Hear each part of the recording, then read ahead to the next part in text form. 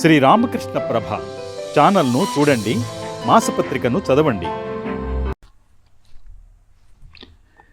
నిజమైన బోధన ఎలాంటిదో తెలుసా?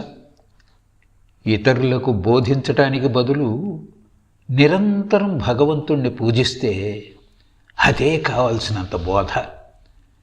సంసార బంధం నుండి విముక్తుడవటానికై ఎవడు ప్రయత్నిస్తాడో వాడే నిజానికి బోధకుడు.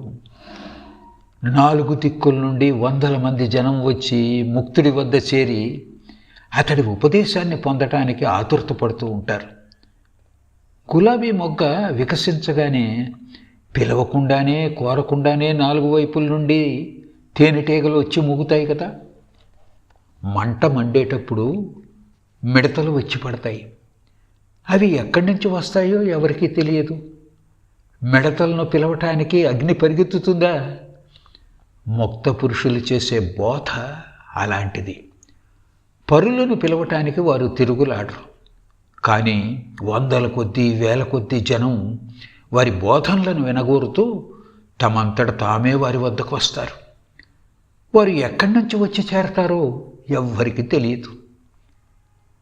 మానవుడు పవిత్ర హృదయుడై సిద్ధుడైనప్పుడు అతడి సుశీల సౌరభవం అన్ని వైపులా వ్యాపిస్తుంది.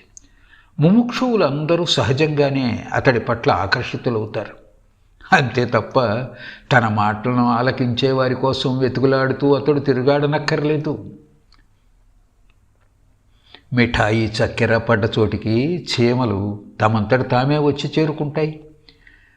చక్కెర అవటానికి ప్రయత్నించు, అంటే ఆత్మజ్ఞాన మాధుర్యాన్ని పొందటానికి ప్రయత్నించు.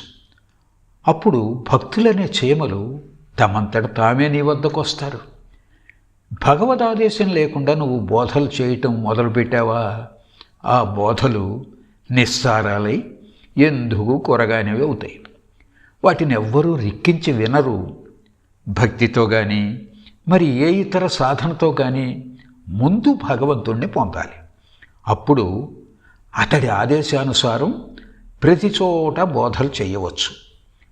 ఇదే భగవంతుడి వల్ల శక్తి సామర్థ్యాలను పొందే మార్గం. ఆ తర్వాత ఆచార్యుడి బాధ్యతలను వహించడానికి, వాటిని సక్రమంగా నిర్వర్తించడానికి ఎవడైనా శక్తిమంతుడవుతాడు.